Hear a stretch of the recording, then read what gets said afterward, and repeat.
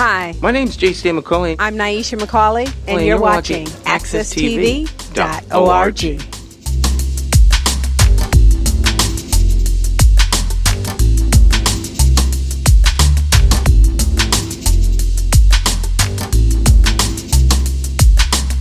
Good morning, and welcome to another broadcast of AccessTV.org.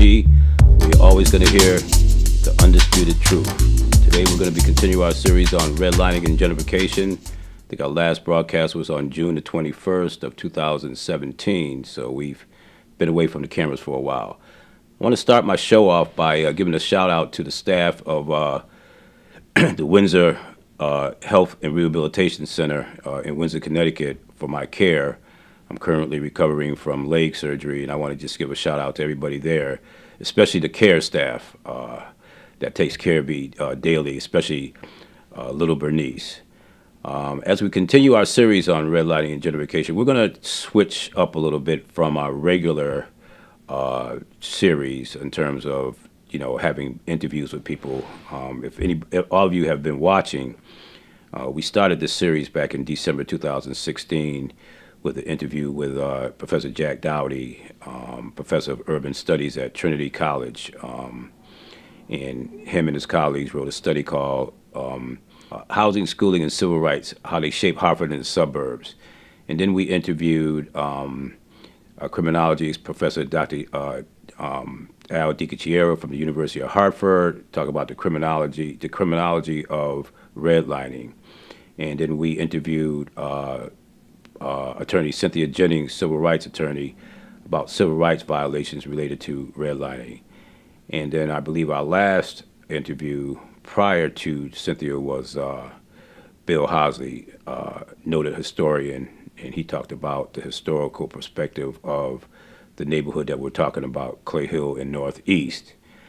But today we're going to look at some of the positive aspects of redlining and gentrification, if there can be.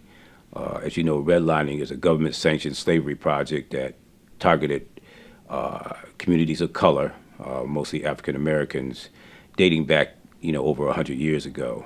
And the practice was to divest, neglect, and ignore those citizens who were living in those communities. And it must be noted that redlining is an internationally sanctioned government project, so it's done all over the country. I had a chance to speak to one of Bernie Sanders' volunteers that just came from Iraq, and he was able to view our first broadcast, and he called me up. He said, "Charles, I just came from Iraq," and that's the same thing is going on there. So this is not a sort of, practice that just goes on in North Hartford, which, by the way, is one of the poorest neighborhoods on the planet, the 06120 zip code. It's a world apart from other communities. The Washington Post did a story on it, and there's been plenty of stories about redlining and gentrification dating way back to the late 70s with Gayle King. She did a piece on it, and it's been a lot of ink done on it. They, in fact, wrote a book about it called The Color of Law by Richard Rothstein. Ironically, that book came out in May of 2017, which is a year after we started our series. So it's a correlation between what you're going to hear from our series and what has already been put in print. But I want to focus in on a couple of positive things, a couple of positive projects, actually. The community, despite the ill effects of redlining, has remained pretty much residual. They showed a lot of resiliency. There's a lot of good organizations operating in North Hartford now. With the infusion of Hartford 2000 and the Neighborhood Revitalization Zone committees, and other organizations, a new organization called the Community Improvement Association. They have a new program coming up called the New Village. So the citizens, despite the conditions, have shown some resiliencies. But I want to talk specifically about two projects. One of them is the stadium, Dunkin' Donuts Stadium. Now, this project started out to be very, very controversial. There was the naysayers, the no-sayers, and why do we have to have this stadium here? A lot of people lost a lot of political capital behind it, specifically Mayor Pedro Segarra. And some folks say that because of the stadium, he wasn't able to get reelected. But nevertheless, the stadium is there. It seems to be a success. It's a beautiful stadium, one of the nicest minor league stadiums in the country. If any of you folks have a chance to visit a game or two, please do, and please support the stadium. Let's not situate on the negative. Let's see about the positive things that the stadium can bring to us, which it already has. Ironically, the stadium was built on the Red Line. Believe it or not, it was built on Trumbull and Main Street. That's where the Red Line is. The Red Line is where, folk were warned, folk of European, instinct were warned, well, don't go past this red line because these people north of this red line are very dangerous, thuggish type people, and you'll be in too much danger if you go up past this red line toward North Hartford. Well, that in fact was dispelled last year when Rob Dibble from ESPN said that the stadium was the best thing that could bring the North Hartford community and the Greater Hartford community together in a social gathering with a baseball game. And he stated that he is encouraging more Hartford residents to come to the game.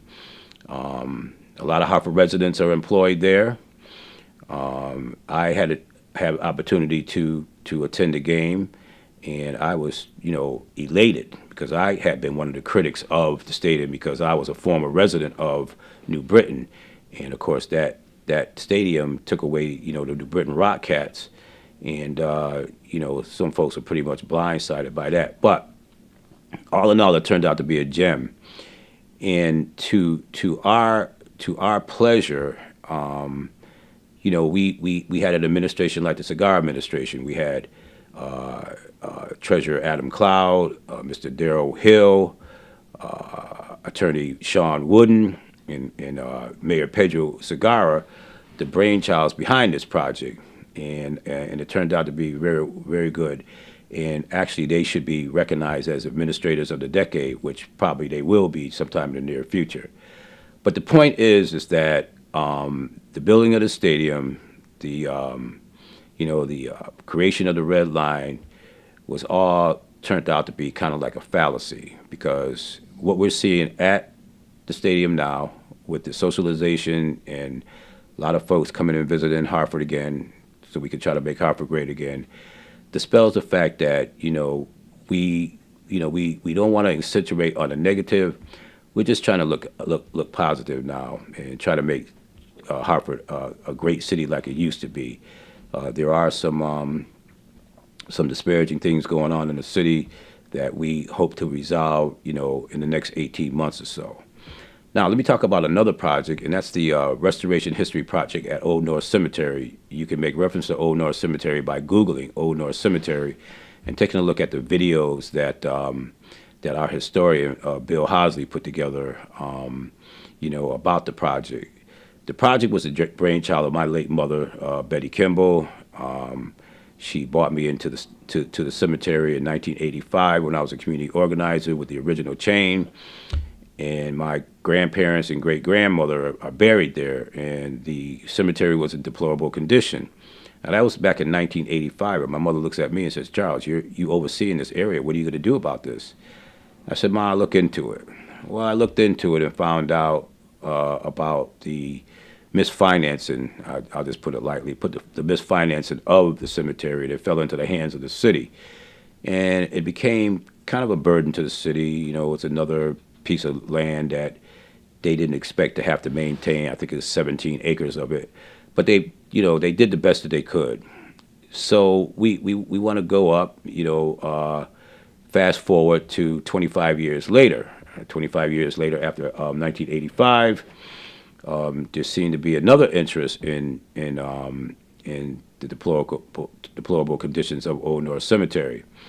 Okay, at the time, I was vice chair of the Clay Arsenal NRZ, and the Clay Arsenal NRZ took a little bit of time and effort to take a look at the conditions there.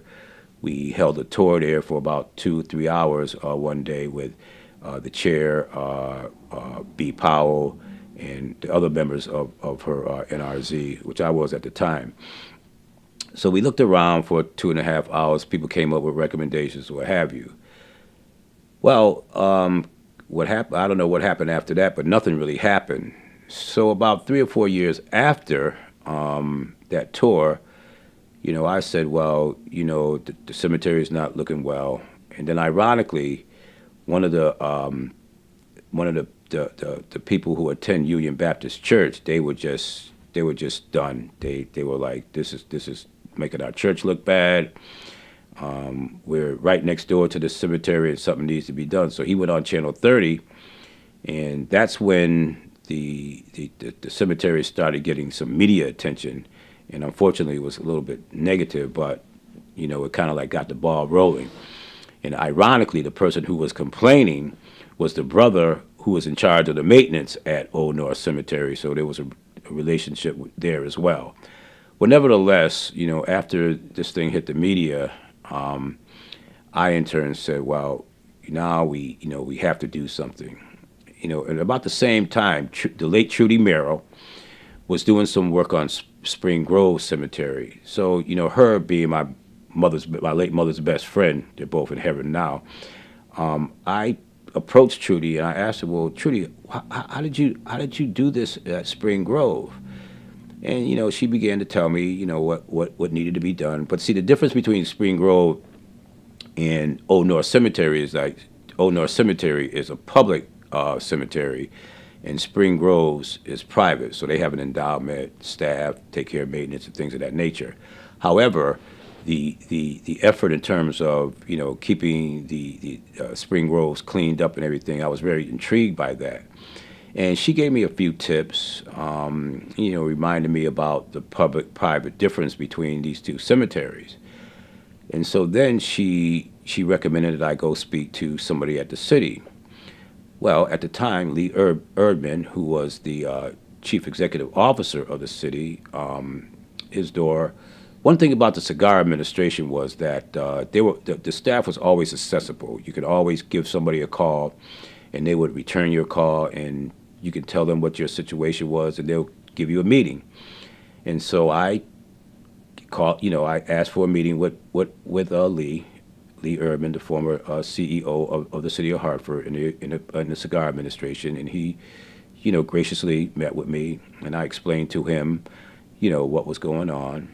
And he in turn told me, well, Charles, why don't we get a few more people involved in this? So I assembled a meeting with Trudy Merrill, a few other people, Norma Williams, who ended up doing the master plan for the cemetery. This is in the early embryonic stages of trying to look into how we were going to deal with the cemetery.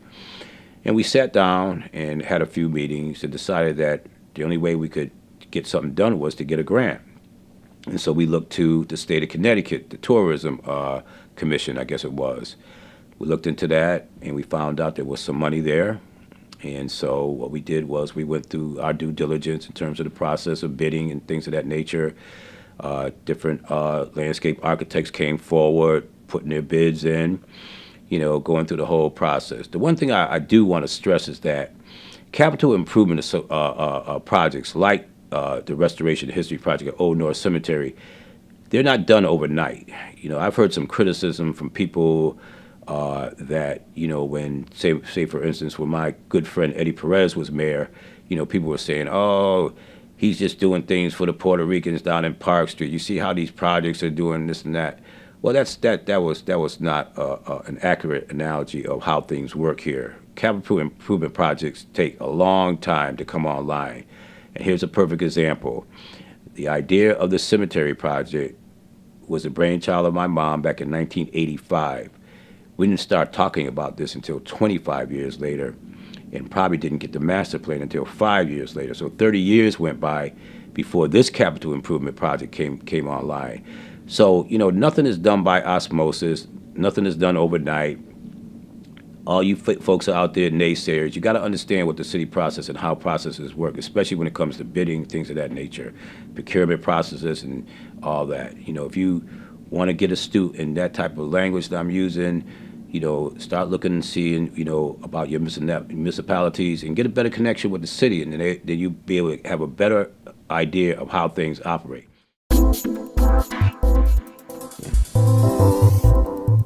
Hello, I'm J. Stan McCauley, and I'm exploring a run for mayor of the city of Hartford in the 2019 election. It's undeniable that Hartford has many challenges. However, I believe that our residents are our strength. The question is, do you believe, like I do, in the potential of Hartford? You see the many assets the city has, but do you wonder, as I do, why we are still struggling to move ahead? Do you wonder why the solutions being offered to us just don't seem to get the job done?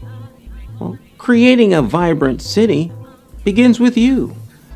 We have incredible people who live in the city, who have great solutions to Hartford's biggest challenges. But you don't always have a platform to have your ideas heard, let alone given an opportunity to co-create solutions that work for you, that work for us, that work for Hartford. Hartford's journey will be bumpy, and we'll continue to face highs and lows that challenge us to work smarter and come together as a community that is willing to capitalize on the power of our collective diversity of thought. The challenges facing Hartford will require each of us to act, whether in small ways or big ones. If you're with us on this journey, give me a call at 860-944-9797 and host a listening event for me. Invite a few of your friends so we can explore the possibilities together for a better Hartford.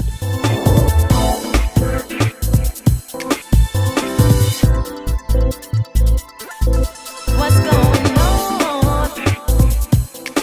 Oh, baby. What's really going on?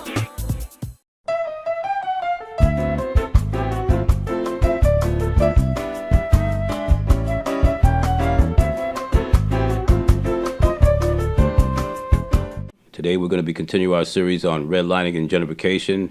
Well, anyway, nevertheless, we came down to three finalists.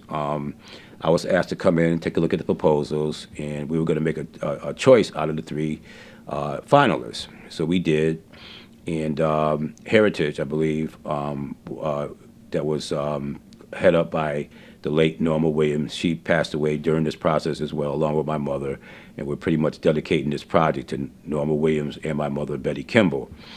Okay, so Norma came up with the, she won the bid and wrote the master plan, which cost somewhere in the area of $25,000, and that's when we began to be able to do our work. And then we had two organizations. One organization was from the community, and the other one was represented by, other landscape architect professionals and, members of the city administration. Well, to our surprise, we were able to put together a citywide ad hoc committee, which was made up of all the representatives of all the cemeteries in the city of Hartford. And we were going to make the restoration of Old North Cemetery the boilerplate for cemetery restoration. So we sat down in this ad hoc committee, and every cemetery was represented, and we started off, on a pretty much amicable mode. But then it started getting testy because we started being successful in our efforts, and people were starting to question, well, how did you people do what we did, and this, that, and the other thing? And they started questioning things, and then all of a sudden, the ad hoc committee disbanded. Well, we found out that some of the members of that ad hoc committee were having secret meetings to pretty much sabotage what we were doing up in the North End. But then I tried to explain to the people how we did what we did. For instance, when the cemetery was overgrown and the grass was high and what have you, basically what I did was I asked Mr. Nate Baldwin, who was the supervisor of the maintenance of that cemetery, to have his staff cut the grass, and we would be able to get somebody to rake the grass up and put it into bags. Well, he did that. I in turn called Chris Pleasanton from the community court. And Chris sat on the ad hoc committee for the cemetery. So I said, Chris, we're going to have the grass mowed on a certain day. We want your crew to come in, rake up, and put the grass in the bag. And that's what we did. With that cutting, that made the cemetery look 50 to 75% better. So everybody was happy. The people at Union Baptist was happy because the conditions were improved, and the community was happy because the cemetery wasn't an eyesore anymore. And so we were able to get started. Then we started, doing little other things. A lot of other people started getting involved with the community, and we had other people of interest coming in. And Bill Housley, he came on board. And then we started to look at the nuts and bolts and the meat and potatoes of the project, and seeing how we can capitalize on any funding that was around. Well, we found out there was capital improvements money, so we approached the cigar administration again, and put in our little 2 cents and talked to the right people, and at the end of the day, the cigar administration invested $1.8 million into the cemetery, and they did a lot of good work in there, and we were really appreciative of that, because this was the first time that the community and the city administration, in my 45 years of working in the community, worked on a collaborative project. So it was a feather in everybody's cap, because it showed that the community and the administration can work together for the greater good. And that's my good friend Evelyn Richardson, her old show. But nevertheless, we have made progress. We're still in our little baby steps, because we have a lot of work to do. But I was telling some of my colleagues that the city was very generous. There's not much money. The city's in dire straits financially, so we can't look to the city to finance this project too much anymore, and we have to go out and seek private funds. And so we're gonna dig in and try to enlist folk that that have an interest in the cemetery. And incidentally, Old North Cemetery is probably one of the diverse cemeteries in the country in terms of ethnicity. We have the founder of the School for the Deaf is buried there. We have Buffalo Soldiers. We have old Republicans, both from the Republican and Democratic Party. We have Mr. Olmsted, who of course was landscape architect, Bushnell, and a lot of famous people in the cemetery. And it's just so kind of, I don't know, it's a little sad to see a cemetery of such a historical perspective being in the condition that it was. But we're having some improvements. We really haven't had a chance to really market the project like we should. Because of a lot of people are busy. This is all volunteer work. Nobody's sitting down here getting a salary for it, and that's the difference between public and private projects. Because, like I had mentioned earlier, Spring Groves is private, so they had a guy that was making $40,000 a year just to oversee the cemetery on a daily basis. Here, it's just pure volunteerism and collaboration and cooperation and communication, the 3 C's, between the city and the community. And to our surprise, it's come out to be a very good project, along with Dunkin' Donuts Stadium. And we just plan on just kind of capitalizing and keeping with the flow, and seeing how we can, complete, of course, the restoration and history project at Old North Cemetery, and support, our stadium. And it's ours, it's everybody's. It's Greater Hartford's. It's the residents of North Hartford, the residents of the city of Hartford, and it's all ours. And we have to take ownership of these type of projects and give support where it's needed. So, where do we go from here? Well, we just continue working together. There are a lot of other problems in the city that we can, try to help and, give our little contribution to, along with, our 2 pet projects that we have, online right now.